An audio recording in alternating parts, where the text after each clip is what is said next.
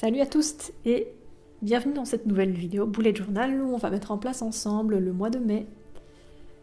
J'avais envie ce mois-ci d'illustrer ma passion pour la lecture, on va dire, des philosophes occultes. J'ai donc prévu d'utiliser ma nouvelle série d'autocollants aux motifs appropriés, ainsi qu'un de mes kits imprimables. Alors celui-ci, ne le cherchez pas sur mon Etsy, c'était le kit du mois de mars, réservé à mes Patreons. J'ai décidé depuis quelques mois en fait d'orienter ce genre de choses, ce genre de kit vers l'histoire de l'art et de ne plus les proposer systématiquement sur la boutique par la suite. Pour avoir une sorte d'exclusivité ponctuelle si on peut dire. Donc, on va commencer ici par la page de garde bien entendu. Je vais placer donc une fenêtre comme un genre de médaillon qu'on va pouvoir ouvrir, en référence donc au mot occulte qui signifie caché ou dissimulé. Et à l'intérieur, donc sous ce papier noir, je vais dessiner une variante d'une peinture que j'avais précédemment réalisée. C'est la peinture que vous voyez à gauche, donc l'œil dans le triangle.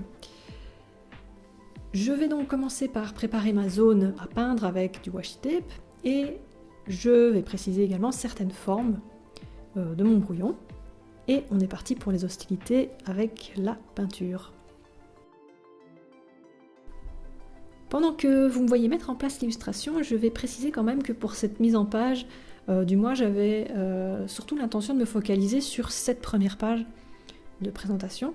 Le reste sera beaucoup plus minimal. Vous connaissez aussi bien que moi la devise du bullet journal qui est de faire avec le temps dont on dispose. C'est exactement ce que je vais faire ici en fait. Alors c'est pas parce que je vous montre ce que je fais sur YouTube que je vais forcément me sentir obligée de dessiner sur chaque page, si j'en ai pas envie bien entendu. Par contre, à un moment, j'aimerais quand même vous montrer à quoi ressemblent les pages en fin de mois, parce qu'elles sont assez bien remplies et je trouve ça intéressant de voir à quoi on peut arriver comme résultat sur base de ces pages plutôt blanches en fait. Là aussi, j'ai envie de vous montrer par là que ce bugeot est avant tout fonctionnel, que je m'en sers dans la vraie vie quasiment tous les jours et que c'est pas un poseur pour la caméra. Donc dites-moi en commentaire si vous êtes intéressé par un récapitulatif, une sorte de rétrospective où je vous montrerai ce bugeot une fois terminé. Donc oui, je vous dis ça juste parce que j'arrive bientôt à la fin de celui-ci et que l'occasion fait le larron comme on dit. Ici, la mise en couleur suit son cours et c'est le moment de vous parler de comment j'en suis arrivée à lire de la philosophie occulte. Donc cette vidéo va être un blabla story time, voilà. Dès mon adolescence, je me suis intéressée à la sorcellerie et plus généralement à l'ésotérisme. Mon pseudo d'ailleurs de la Green Witch date de cette période. Alors, quand on débute dans un sujet aussi vaste que ça, on a tendance à lire tout ce qui passe et tout simplement à trier les sujets dans les cases j'aime ou j'aime pas. Donc, dans les cases j'aime, je me suis focalisée sur tout d'abord le mythe arthurien, ensuite la mythologie celtique, le néo-druidisme, la lithothérapie, et puis est arrivé le tarot. Alors très vite, avec le tarot, j'ai voulu approfondir le côté psychologique des cartes. Le divinatoire ne m'a jamais forcément très intéressée. J'ai pris des cours pour ça, j'ai lu également des livres sur le sujet, et assez vite, grâce à Jodorowsky notamment, j'ai compris que si je voulais progresser là-dedans, je devais m'intéresser à la symbolique des cartes et des détails. Et donc c'est ce que j'ai fait. Alors, pour commenter l'image à l'écran, j'ajoute ici une citation de Joséphin Péladan, donc c'est un occultiste du 19e siècle, qui avait également un pied dans le monde de l'art. Pour ça qui m'intéresse évidemment, je viens ensuite fixer l'œillet à la feuille noire, donc pour maintenir les deux feuilles ensemble, et pour cacher l'illustration de l'œil. j'ajouterai ensuite un dessin issu d'un ouvrage d'Eliphas Lévy. Et je compléterai ensuite mon organisation du mois sur la page de gauche.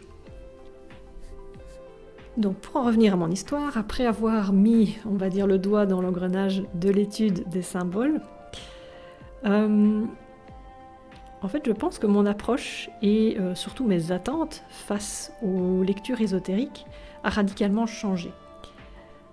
Le catalyseur dans tout ça, donc ce qui m'a fait vraiment me rendre compte de mon switch, mon changement d'état d'esprit, ça a été mon intérêt pour l'alchimie. L'alchimie qui est riche en symboles et en imagerie, et qui est aussi une tradition très très lointaine, historiquement parlant.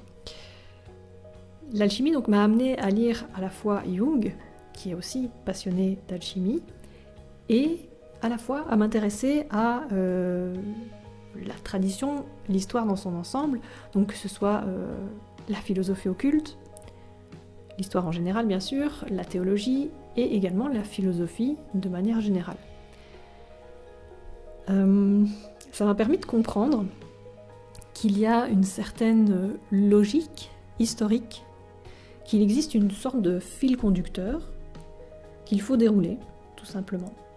Donc on prend une image contemporaine et on remonte de source en source vers le plus loin possible dans le temps en fait.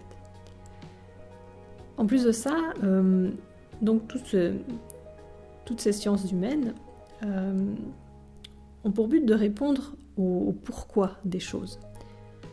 J'ai l'habitude de schématiser en disant que la science exacte, la science dure répond au comment et la philosophie au pourquoi. Que ce soit d'ailleurs au petit pourquoi, pour le cas de l'histoire, ou même au plus grand pourquoi, avec la philosophie en général. Alors, bien sûr, répondre à des pourquoi, c'est bien, mais il va y avoir autant d'explications que de philosophes. Et c'est pour moi ce qui fait toute la beauté de la chose, en fait. Pour en revenir à la philosophie occulte, dans une partie de cette philosophie occulte, on théorise le pourquoi de la magie, et même parfois le comment ça marche. Bon, on est arrivé aux pages de semaine, mais je continue mon explication maintenant que je suis lancée, tant pis. Donc, ce qui m'intéresse dans cette philosophie occulte, c'est à la fois que tout peut être étudié, mais de façon raisonnée. Et ça, j'en ai infiniment besoin par rapport à une certaine forme d'ésotérisme où on nous donne des choses sans jamais nous expliquer pourquoi. Où on doit suivre des recettes de cuisine toutes faites, faire des gestes sans les comprendre, répéter des formules comme un perroquet. Tout ça, ça n'a vraiment aucun sens pour moi. J'ai besoin de remonter à une origine logique, ou en tout cas historique, des choses. Et à côté de ça, même si on répond à des pourquoi, personne en fait n'a la vérité, et ça fait de cette quête, de cette recherche, quelque chose qui est sans fin. Et ça n'en devient pour moi que plus intéressant. Voilà, la vidéo est terminée, donc je m'arrête là. On a terminé donc pour cette mise en place du mois de mai. N'hésitez pas à liker cette vidéo, à commenter, à participer à une forme de débat si ça vous intéresse, et à me retrouver sur d'autres plateformes. Je vous laisse tous les liens nécessaires dans la description. Portez-vous bien et je vous dis à tout bientôt. Ciao ciao!